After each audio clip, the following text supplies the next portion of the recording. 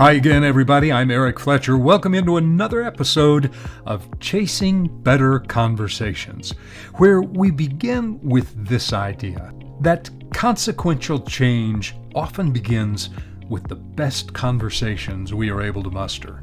In order to dive a bit deeper, I get to sit down for discussions with some friends, some colleagues, and a healthy dose of brand new acquaintances along the way. On today's episode, we are rejoined by Larry Bridgesmith, our friend who is a lawyer, a professor of law at Vanderbilt Law School, and, as we've discussed, a perpetual legal innovator. Today we'll touch on one of the most current innovations he's engaged with, guardrails, as it relates specifically to artificial intelligence. But today, let's dive back into our conversation about AI with Larry Bridgesmith. Where should we not be talking about generative AI? Are there places where it creeps in, you hear it creep into discussions as it's the shiny silver bullet? Right. Where should it be set aside? Well, it should be set aside when we think it's the oracle. I don't mean the technology company. I mean that guy up in the mountains who knows all the answers to everything, and all we have to do is find him and sit at his feet for a little while. Yeah. And we're going to go away with the right answer for every problem. Generative AI is not an oracle. It will never be an oracle. So treating it like an oracle in law, we know the story of the lawyers in New York. You mean it can't write a brief for me? Well, yeah. Oh, no. It can write a fabulous brief, but it may have to make up a lot of stuff that don't exist in order to make the best brief, because generative AI is trained to satisfy the person who asks the question. That's what it's trying to do, is satisfy you. Okay, we saw that everybody read about the Ivanka case and the lawyers who were sanctioned. Do you think that still happens? Yeah. Last week it happened again. To my knowledge, it may be happening everywhere, every day, in which we think that generative AI is the oracle. We ask it the question, it gives us the answer, and game over. We accept it. We accept it as gospel, and then we use it to our detriment and, frankly, to our ethical threat, because we have, as lawyers, the duty to supervise everything that we rely upon in order to represent our clients in the best way possible. That means our paralegals, our legal assistants, our associates, we supervise them at our ethical peril. Technology is no different. It's just another assistant. Yeah. I don't think we would file a brief with a federal court written by our legal assistant. I just don't think that we would. Without reviewing it, without fact-checking it, without reading the cases, I think that's a stretch. From the marketing side of the fence or the sales side of the equation, the idea that I can go to ChatGPT or any tool utilizing the technology and get it to write the perfect piece of advertising copy or the perfect blog post or any of that is, and yet I hear that discussion almost every day. Well, I use ChatGPT. Matter of fact, I have been less inclined to use that particular large language model. More enthused today about Microsoft's Copilot for a variety of reasons. I use Bard. I use Perplexity. I use Anthropic's Claude. I don't use one model. Just like I wouldn't go to the library, pick out one book and find one case and cite it in my arguments to the Supreme Court. Yeah. No. But Larry, you work with this stuff on a daily basis. How do I decide which one of those tools is right? This is going to sound crazy. It's an experiential journey. I mean, you can read a lot of stuff, you can do tutorials, but until you get into the use of these models to understand what their strengths and what their weaknesses are, and for what purposes they serve best, you can't really make that human determination of exercising discretion and judgment over, should I use a hammer or does a screwdriver fix this problem? That's on me. Yep. Those are just tools. That's what we've done from the beginning. We've exercised our experiential learning to make discretionary and appropriate judgments based on not on the bright, shiny new thing, but on what it brings to our deliberations in light of our experiences. That's just the nature of human decision-making and professional discretion and judgment. So again, it sounds like it's an oversimplification, but if we're not doing the same thing with something that we have believed to be an oracle, we're turning our fate and our clients' well-being over to a hallucinator. And one of my engineering friends equates the maturity of generative AI today to a 5-year-old. Wow. Would you turn your life and your liberty and your license over to a 5-year-old? I don't think so. Yeah, but you're killing my need for a silver bullet, man. Precisely. We've always wanted silver bullet. I need a silver bullet that will fix it today. Sure. And that's our biggest problem, isn't it? That's why we take the shortcuts, and that's why we lose our law licenses. How do you approach the subject of putting the guardrails in place that make generative AI a safe, dependable, viable tool in our space? Oh, that's the best question that we should all ask of ourselves for virtually everything. But it goes back to the principle of the people, the process, and the technology. And if the right guardrails are not installed and we're allowing incompetent people to use inadequate processes, we can't fix it with technology. Yeah. So we have to begin at the basics, the foundation. And what we're watching globally are major global nation states, U.S. included, UK, the European Union, Australia, Canada. They're basically saying, time out. We don't really know what guardrails are needed for generative AI, but we know they're needed. So as we watch this evolve, and we'll see it refine itself over time, and the question is, can we wait, or do we need to begin implementing them now? That's what guardrails technology seeks to do. But yes, we're going to see it refined over time. But what is coming out of the earliest conversations are their core principles that should be a part of generative AI, and frankly, every AI, to ensure a higher degree of trust in the outcome. And they include such things as data governance. Who owns the data? Who has the right to do with that data what they choose to do? That's a huge issue, because we saw in the Cambridge Analytica debacle, the Facebook data could actually turn elections if used in the wrong way by the wrong people. Who owns the data? Well, every time I post, because I clicked yes, I've given that data over to Meta, and Meta can do with it whatever it wants to. Well, that's an issue that needs to be addressed. What's the data governance model? What is the accountability factor? Who's responsible for bad results that come out of this? What's the transparency level? How can we know this is trustworthy? How do we assess the bias of the data set and or the algorithms, because the two in conjunction is what give the output?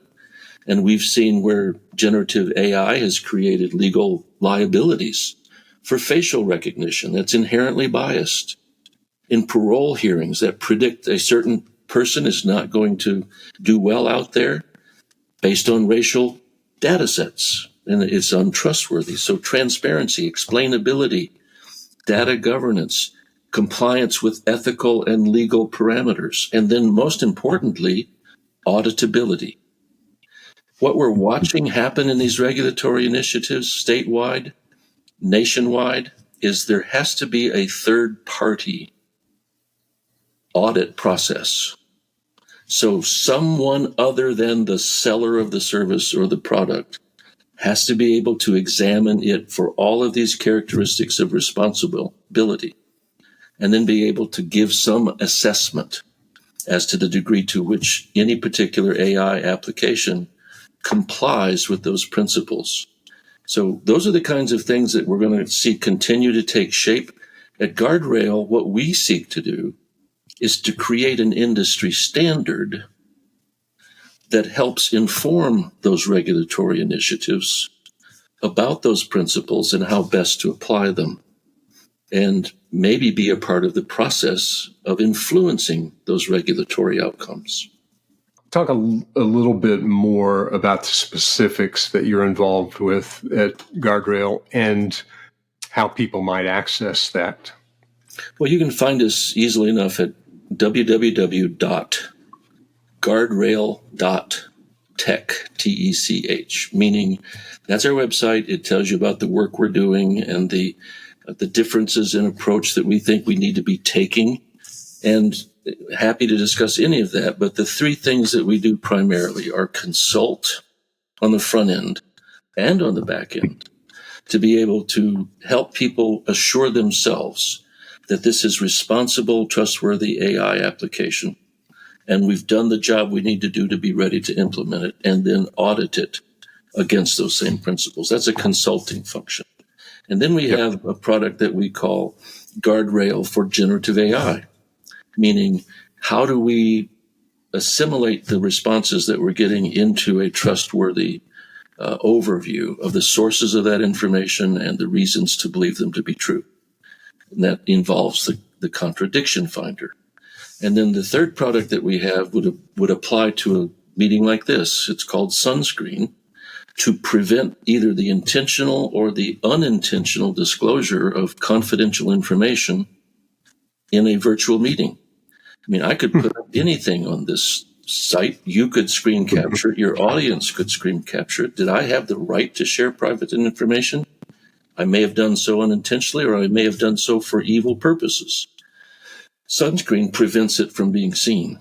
I mean, it operates nanoseconds to determine the nature of its confidential private categories, and then gives the user who's prepared to share it the option of saying, yes, it can be shared, or no, it can't be shared, creating an archival record of the disclosure of confidential information through virtual meetings.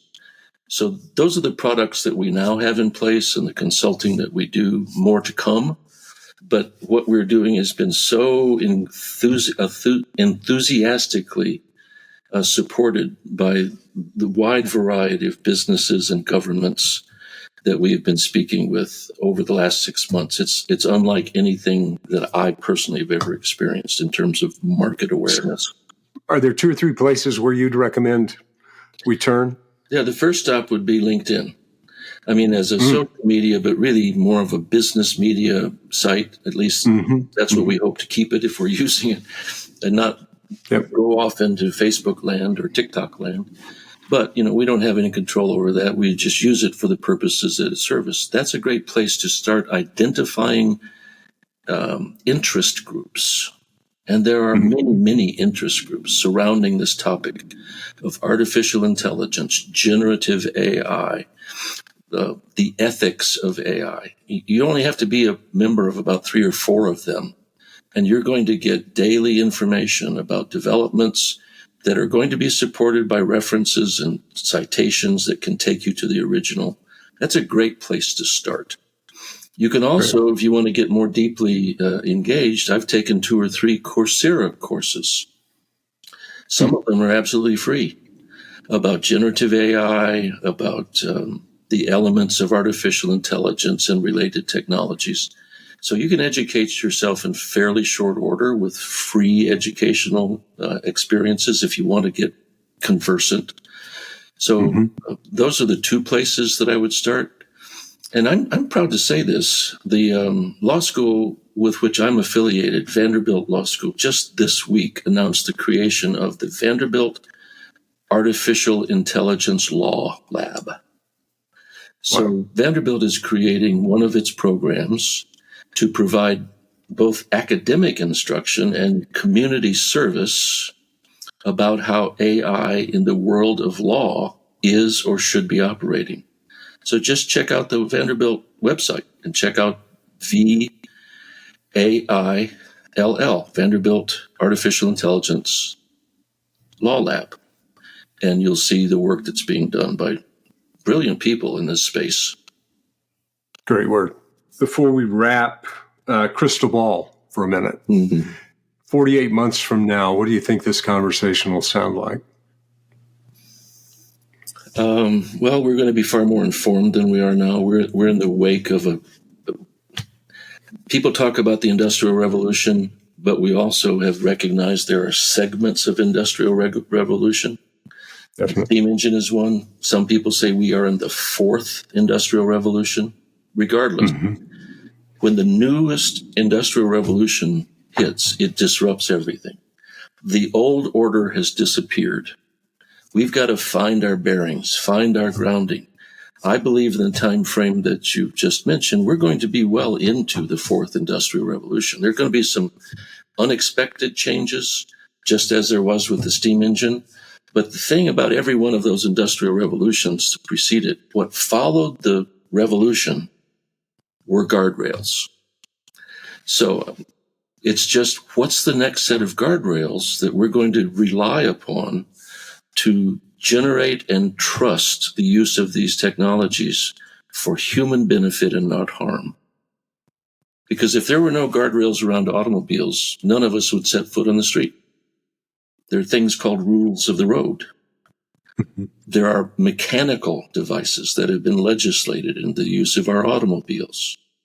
There are limitations that are imposed upon the technology for the safety and the well-being of the public.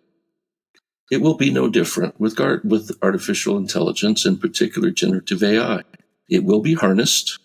It will not be allowed to act on its own, but it's up to us to ensure those guardrails are safe and secure. Let me wrap with one more question. In this, I hope I can articulate it in a meaningful way. Let's stipulate that I believe that this is going to happen whether we want it to or not. I believe it will be a terrific tool. What can we do to ensure that AI almost instigates or stimulates greater need for human connection? Because I believe that could be an outcome. Does that connect or resonate in any way with you? It does. And there have been some who have said that generative AI will freeze the human innovation initiative. It will prevent us from wanting to change because we'll simply let it do all the change for us. I believe that's possible if we see it as an oracle and we're no longer choosing to be in the loop. I don't think it's possible if we choose to be in the loop and are assessing these impacts of this transformative technology on our family, our friends, our communities, our businesses, our nations. We're going to be more and more educated about what things need to be done as opposed to what things might be done. There's a difference between what can be done and what should be done. Sure. Lots of things can be done. We're the ones that have to decide what should be done. And the only way we'll do that is to be engaged in the conversation in whatever level, to whatever degree we can, and not be overwhelmed by the hype. Right now, the hype is in charge. Yeah, and it is overwhelming. I tend to believe that the right path ends up with us placing higher value on human connection, higher value on what we can do, what the brain can do, or what the heart can do. This conversation, my sense is, can push us back in touch with each other. I don't know if I may be whistling in the dark, or whistling by the graveyard. Yeah, well, I may be whistling with you. That is certainly my hope, because what we are now understanding is the impact of too much isolation that's been generated first by the pandemic and just since that time from the comfort of not having to interact. So what's capable of shocking us to our senses? Well, informed information about the consequences of our human behavior. Can generative AI play a part in that? Absolutely it can. Because it can marshal the facts to support understanding about the symptoms that we're dealing with far greater thoroughness. I won't say necessarily accuracy, but I will say with far more thoroughness to enable us then to have a different kind of conversation. And the conversations that you are leading are those kinds of conversations. Don't stop. The conversations are essential. I think the move back toward connectivity, it'll be different connectivity. Sure. For sure. This is a different way to connect for you and I, but it's a connection that we didn't have for 20 years? Until something forced us to do this. So I do think great innovations result in pushing us closer to understanding maybe what's really critical for humanity. And that may be a little too lofty, but that's my story. I don't think so. And I share your perspective because when the evidence is in, our hierarchical command and control model of running the world has pretty well failed us in large part. I mean, there are great benefits from our organized and highly structured societies and corporations and so forth, but is it adequate to the purpose? And a lot of research, and this is where generative AI can come in to help, has established that the best organizations, be they political, be they organizational, be they faith-based, are interdependent. Yep. And that interdependence is what's different from the way we are today and the way we need to become. And generative AI can help prove that. It can find the use cases to establish the difference between the two approaches to human engagement. Yeah. So it's a part of a process, but I share both your beliefs and your optimism because I am optimistic that this is the best time of human existence because we have these capabilities to communicate across the world in real time, just like we are right now, and share ideas and insights that maybe hadn't occurred to us. Because now if we're open-minded rather than close-minded, we can begin to embrace the things that make a difference. We like to say around here that conversations are the fabric of relationships. They're the fabric of community. And as inarticulate as I have been throughout this conversation today, I think it's a critical conversation, and we'll do it again. Well, conversations, well-informed or otherwise, are what open our minds to possibilities. Let's not stop having conversations. There you go. Yep. Thanks again, my friend. Thank you, Eric. Always good to see you. Well, I have a feeling we won't stop having this conversation, as we'll revisit it, I'm sure, multiple times in the coming months. Thanks again to Larry for leading us. And thanks to you for joining us for today's Chasing Better Conversations. If you enjoyed today's content, I'd appreciate it if you'd like, rate, and review the podcast wherever you get your podcast material. And until next time, here's to better conversations.